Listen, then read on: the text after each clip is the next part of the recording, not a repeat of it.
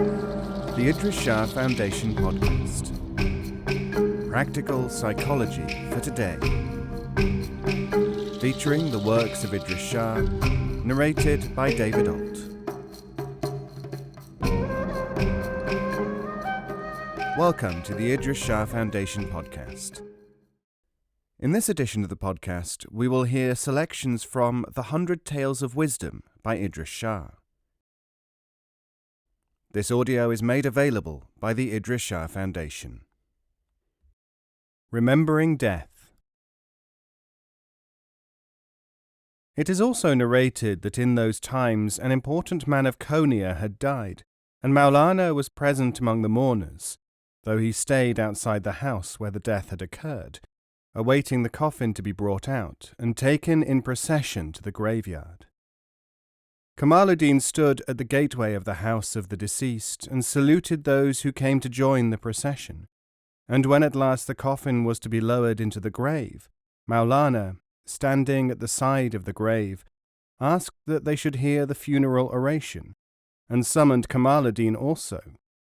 Then he said, "Supposing one Sadruddin and another Badruddin, who had departed, were to be asked to present themselves out of their graves, one could not say whether either had the radiance and blessings of God upon them as the records of the recording angels would be first read to them. As all those who go away go with their good deeds and evil actions with them, thus it is necessary to remember the day of judgment, as this dead person will also be judged according to his actions." The object lesson thus conveyed to those who heard him on that occasion made a profound effect.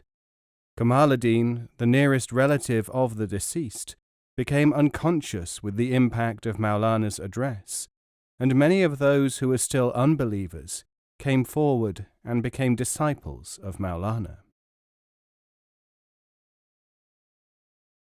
At the hot springs.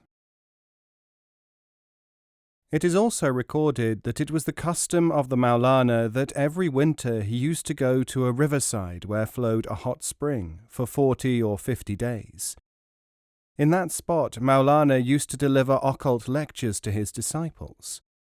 During some of these discourses, the ducks in the river used to make a noise and disturb the lectures. Then one day Maulana called out to the ducks to be silent and said to them that either they should speak or that he might be permitted to do so.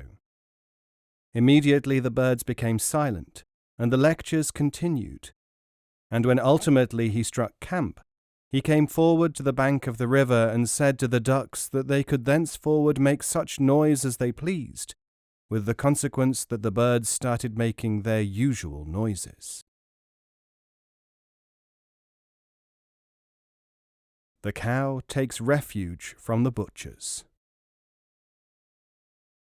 It is also narrated that on one occasion the butchers of the town, having bought a cow, were going to slaughter her. But the cow chewed her rope until it parted, and ran out into the streets, and the butchers ran after her trying to capture the animal. But the fleet-footed cow could not be caught, and a whole group of people chased her from street to street. It so happened that Maulana was walking through a street, and the cow made straight for the master and stopped. Maulana stroked the animal, and she stood submissive, making no effort to run away.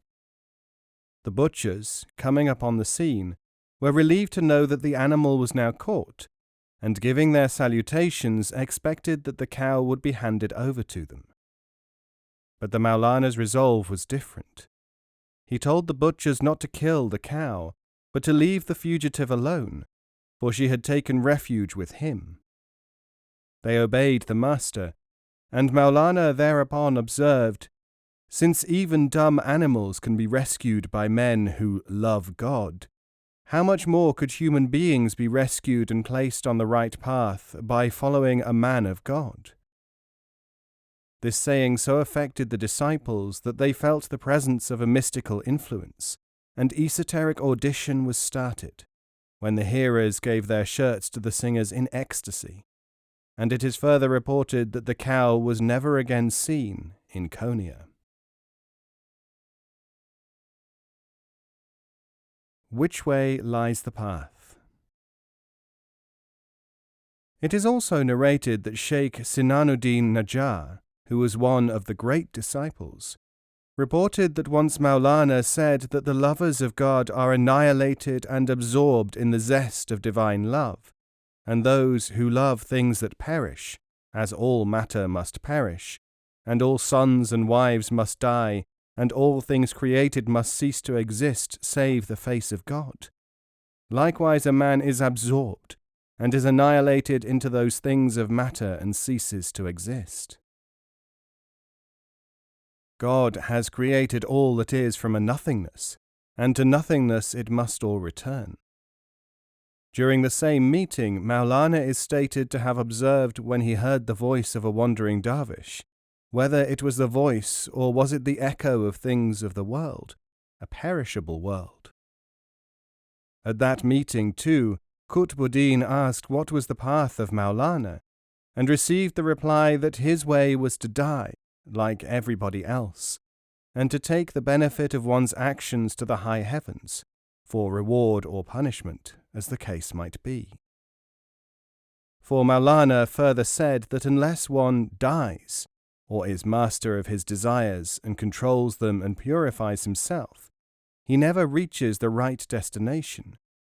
And then Qutbuddin cried and asked which way he was to proceed, and Maulana recited the following verse to him. I asked for the path.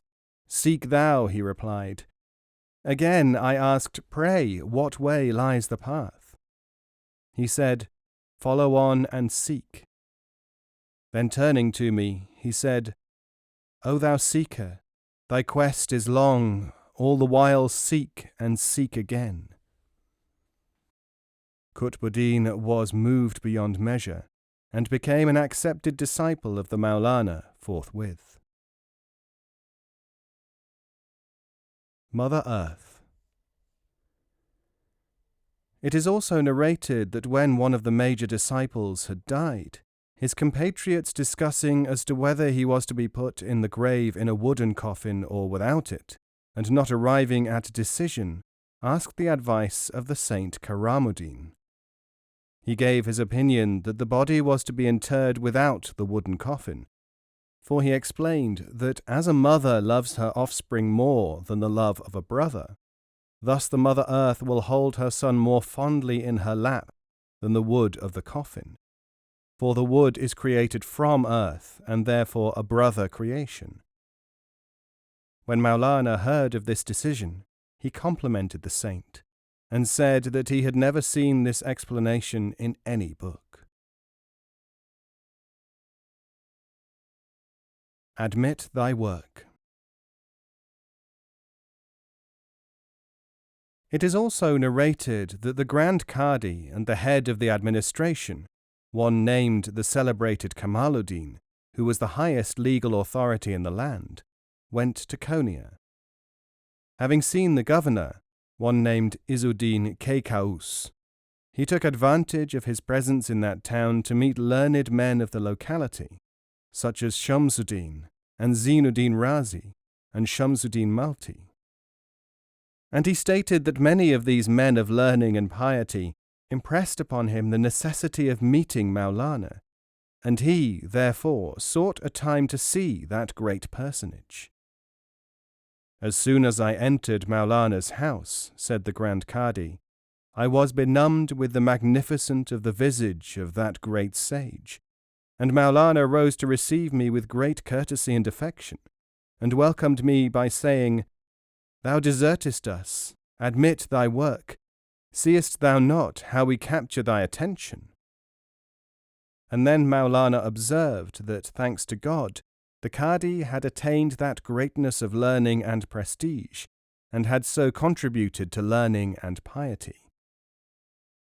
And then Maulana started on a discourse of such lofty ideas, added the Grand Qadi, the like of which I had never heard nor read, and having been mightily impressed, I, together with my son and Atabek and a few other important persons, became disciples of Maulana. When I returned to my residence, I felt the draw of the Maulana, and felt uneasy unless I went to the presence of that great master, and arranged that a great meeting of mystical music should be given to honour my master. And therefore I invited a very large number of important men of learning of the town of Konya at that occasion. As the number of the persons invited was very large-scale arrangements had to be made, and especially for cool drinks we could not muster more than 30 large cauldrons, and we procured a few cones of sugar to make sherbet, and, continued the Grand Cadi, I had to ask the First Lady, the governor's wife, to lend us some more large vessels for the purpose, as we had to entertain a considerable number of people. I planned to make a special cool drink of honey for especial guests, and thinking that the thirst of many had to be quenched, I was wondering whether we had enough for the purpose. But lo and behold, I saw Maulana enter the house as if from nowhere, and solve the problem by saying that we should just add more water to that which was present. And saying this, he disappeared, and the servants and others ran out to find him, but there was no trace of him anywhere. Acting thus on the advice given, we poured the whole lot of sherbet into the metal tank of the mosque, and simply added more and yet more water. And I told the servants to taste the water from time to time, and take care that too much water was not added. But a wonder of all wonders so occurred that the more water that was added, the sweeter the sherbet in the tank became. We continued to put in more and yet more water, till we felt that the limit had been reached, and we were all staggered by the miracle of Maulana. However, from the late afternoon till midnight, the mystical musical ceremonies continued with unprecedented ecstasy amongst all the guests, and I and Muinuddin were plying the guests with the cool drink the whole time, and Maulana recited the following poem. Love's warming breath a-leaping, as fragrance of love wafts on, to all the learned release anon, the liquid of life, the life eternal. As the song of mystery gathered momentum, and we were in a frenzy of mystical movement, Maulana pulled me to his side in affection and kissed me on both cheeks, and then read a verse from his ode, saying, If thou knowest me not, ask the sleepless nights, ask my tired face, and my parched lips in anguish for the separation from the beloved. Many fell to their knees, kissing Maulana's feet and begging to become his disciples, and my worldly goods increased, and my love for the mystical vision was augmented to a great stage of refinement, and feelings came to my mind which beg a description. As the Arabic saying goes, sometimes what is in the heart cannot come to the lips. And I said so, and became a servant disciple, and was blessed, and a door of twin greatness was opened to me.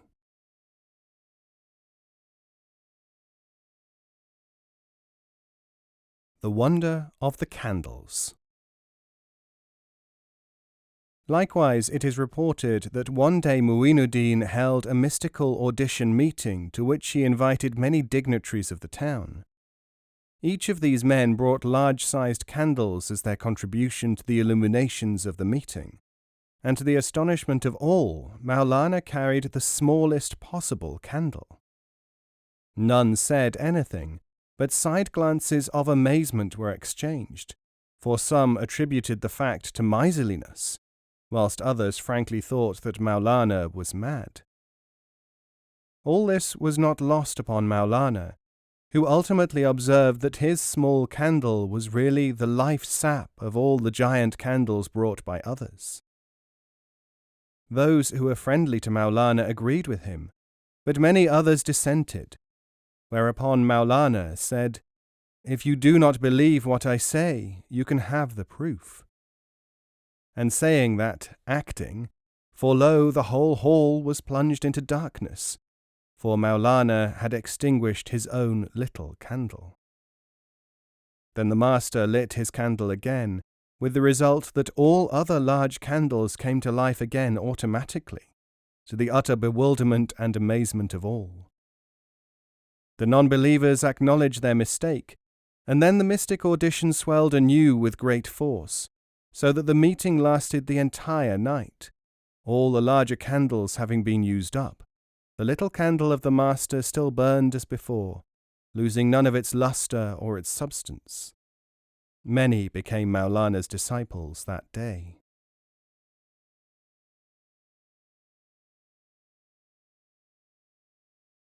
The meaning of possessions.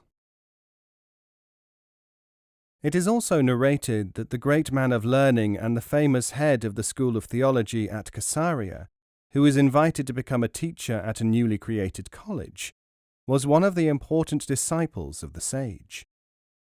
He reports that the Master once observed that it was not permitted to offer prayers when the Master was still in congregation in a mystical gathering. When the Master was in that state and the disciples were immersed in that atmosphere of divine aura, some, leaving the circle, started to offer prayers. Maulana's listening to the mystical music and being wrapped in the mystic state was as offering the prayer or keeping fast during the month of fasting among the Muslims, so Maulana added.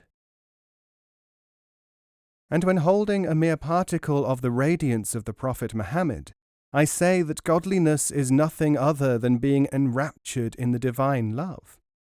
I am enveloped in that atmosphere of alienation from things material, so that my very being is lit with the ecstasy and happiness of other than worldliness, so that my disciples should share with me that radiance by listening to me and by being in contact with me. When, therefore, you find such a one, consider it a singular mark of good fortune, and make your body and soul radiant with my association, and be thankful for such a contact. Maulana further observed that one should not get involved in useless discussions as to what is the right vocation to follow, and what is the nature of possessions, for the real thing is the manner in which such possessions are spent.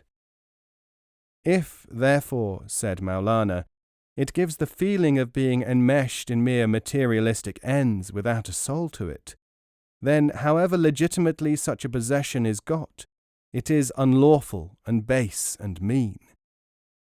Eat your bread in such a way that the bread does not become your master. And as the Prophet said in this respect about the Caliph Omar, eat thou thy bread like Omar. People give him bread, and he serves the people. And further in this connection Maulana recited the following couplets.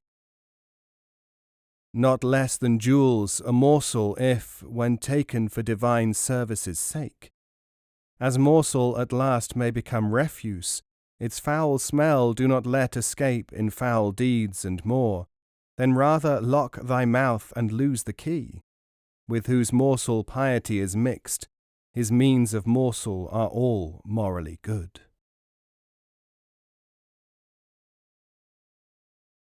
The perceiving eye. It is likewise narrated that one Shamsuddin, the learned teacher, used to gaze fixedly at the face of Maulana all the time during the mystical chants, and when Maulana asked why he did not join in during a performance, the disciple replied that he saw no one more worthy to be looked at, and nothing gave him greater pleasure than gazing at the visage of his master.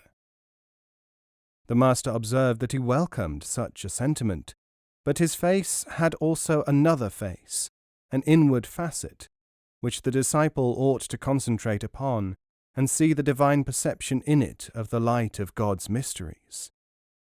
He added that it is not always desirable to stare at the blazing sun, for that intensity of light might dazzle the sight to the extent that one would not be able to see again, and merely gazing at the outward aspect might not give sight to the inward eye. And then Maulana recited the following.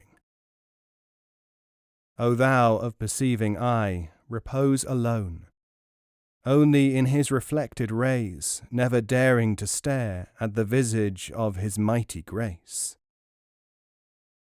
Here it should be noted that Maulana neither here nor at any other place in this text claims any divine attributes to himself, but in mystical terms a man's being is at one supreme stage, so annihilated that the mystic sees and feels nothing but God and his divine attributes in him and about him.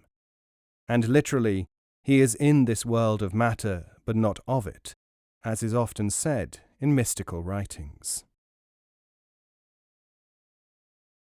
Seeing the evil in the man of learning. It is also related that the pious reported Bahudin once asked Maulana what was that evil practice to which the sheikhs are given, according to the vulgar people of the market. To which Maulana replied, "That evil practice is surely known to all, but it is committed in secret. But most certainly those sheikhs, who are dervishes, do not possess that evil habit, but those who parade in the garb of holy men and are not pious inwardly, in time develop the evil habit, and their learning hides their ungodly habit, though ultimately they are exposed and condemned." Such, for instance, was the case of a great man of learning, but of little piety, who used to challenge such learned men as Sadruddin, and he had gathered an influential following. One day it so happened that Maulana was passing the neighbourhood where this man, known as Nasiruddin, lived, and he was sitting in the balcony of his great house surrounded by his disciples. And he saw Maulana and said, "How strange is the face of that man, and look at his turban and dress, and I do not know whether he has any spark of mystical attainments in his heart, and what kind of man would be his successor." Maulana passed beside the wall of that sheikh's mighty castle, and looking up said, "O thou of little manners, beware!" Instantly Nasiruddin the sheikh shrieked as if stung, and fell on his knees in pain, and his disciples ran round and anxiously enquired the reason thereof, and he replied that he had uttered a mouthful of ungracious remarks about Maulana, and he did not know how great was the mystical power of that master. On the other hand, those who were with Maulana at the time did not know to whom his remarks were directed, until he enlightened them, and the whole thing spread throughout the bazaars and streets.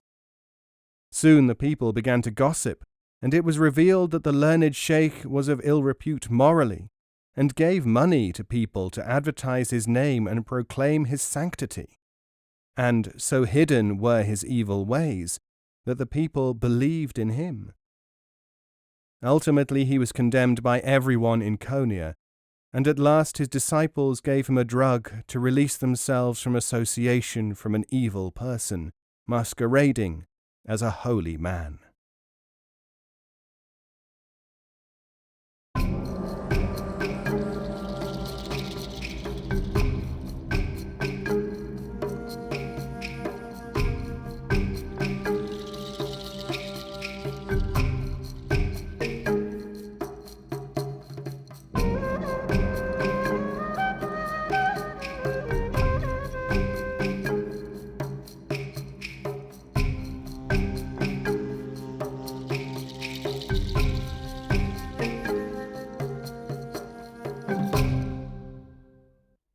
This podcast is copyright 2018, the Idries Shah Foundation.